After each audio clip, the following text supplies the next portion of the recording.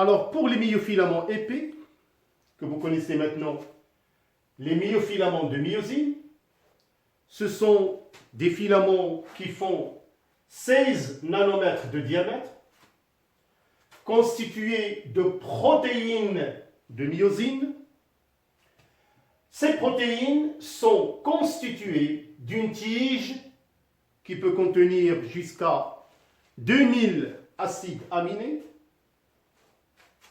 et une tête bilobée qui permet la fixation sur les filaments d'actine lors de la contraction musculaire.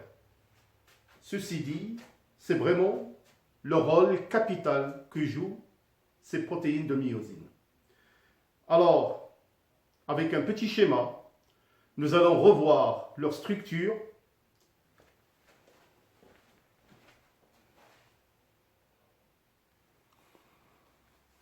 Alors, on peut voir sur le schéma d'en bas, en rouge, une molécule de myosine. Alors, comme vous pouvez le remarquer, une longue tige qui peut contenir jusqu'à 2000 acides aminés qui se termine par des têtes bilobées. Bien évidemment, il y a des myosines qui ont plus de 2 têtes, mais pour ceux du muscle, donc on a remarqué qu'ils sont constitués par 2 têtes bilobées. Alors vous pouvez voir le filament de myosine, donc c'est un assemblage de molécules, donc il est pratiquement semé par des têtes partout. Cette structure permet à la myosine, par l'intermédiaire de ces têtes, une certaine mobilité qui favorise la contraction musculaire.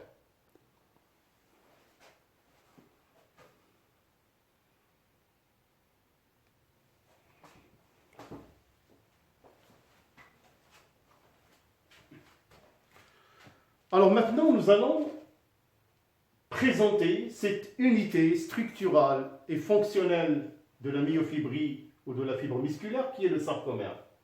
Alors nous avons vu que l'espace entre 2 stries successives et le sarcomère.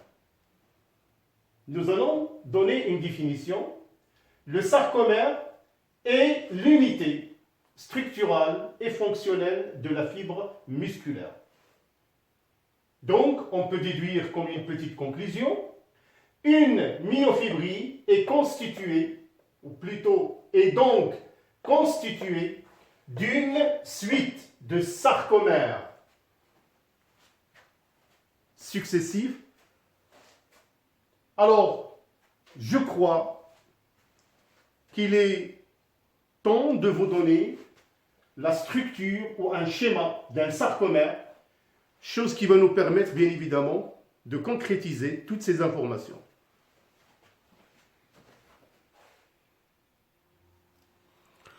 Alors, comme vous pouvez le remarquer sur ce petit schéma, on peut bien évidemment voir une myofibrie qui est constituée par une succession de sarcomères.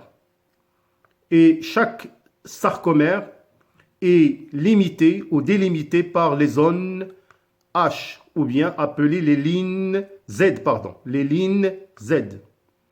On peut voir parfaitement la zone H, appelée aussi la zone H. On peut aussi voir les bandes sombres A, qui contiennent les myofilaments d'actine et de myosine. On peut voir les bandes claires, les bandes I, qui sont constituées uniquement de myofilaments fins, c'est-à-dire des myofilaments d'actine. Alors, juste en bas, c'est une photo vue au microscope d'une partie de cette myofibrie qui délimite un sarcomère. Alors, comme vous pouvez le remarquer, on peut déjà visualiser les lignes Z ou les zones Z, comme vous pouvez, ou les stries Z. Bande I formée de filaments d'actine. Bande A formée de filaments d'actine et myosine. Zone H formée uniquement de filaments de myosine.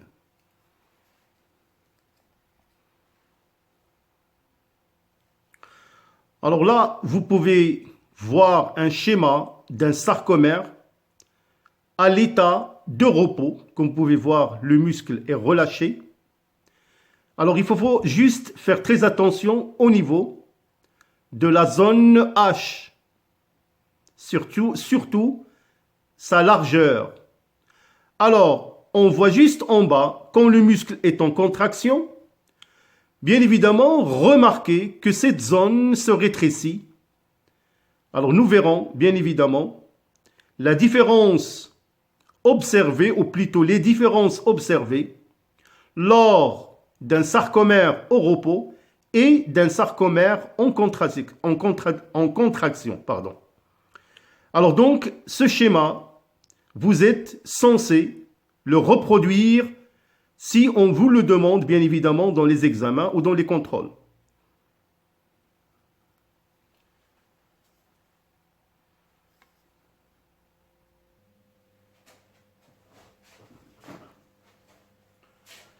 Alors maintenant, suite à une contraction musculaire, nous allons voir de près quelles sont les modifications structurales de la fibre musculaire au cours de la contraction. Alors, lors de la contraction musculaire, on note les modifications suivantes. Tout d'abord, on remarque un raccourcissement de la longueur des sarcomères. Donc, rapprochement des stries Z. Bien évidemment, le rétrécissement des stries Z traduisent le raccourcissement des sarcomères, donc qui sont les résultats de la contraction. On remarque aussi rétrécissement des bandes I, appelées encore bandes claires. Ce sont les bandes qui contiennent uniquement les filaments d'actine. Et des zones H. Les zones H, comme je l'ai mentionné, ne contiennent que des filaments de myosine.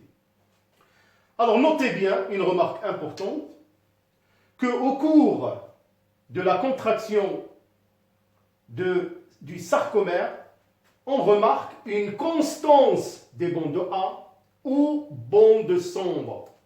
C'est-à-dire que la longueur de ces bandes sombres ne varie pas, sachant bien évidemment que ces bandes A ou bandes sombres contiennent des filaments d'actine et de myosine.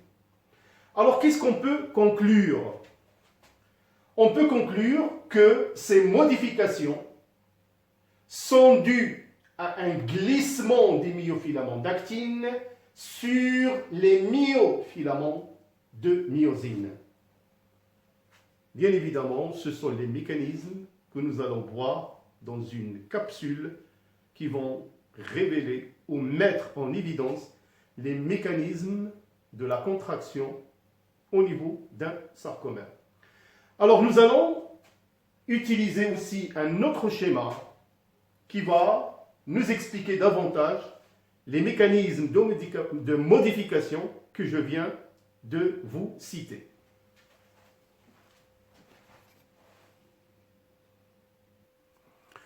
Alors, comme vous pouvez le remarquer sur ce schéma qui illustre les mécanismes de la contraction musculaire, donc là, on peut parfaitement voir un sarcomère à l'état de repos. Remarquez la largeur des bandes claires et des zones H. Juste en bas, ce schéma illustre l'état d'un sarcomère en contraction.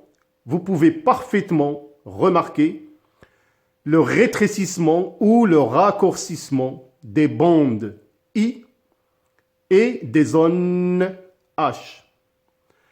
Alors, pour cette raison, parfois, on peut vous demander, dans les examens, de schématiser un sarcomère au repos et un sarcomère en état de contraction, ou bien un schéma comme celui-là, on peut vous demander d'identifier les deux schémas.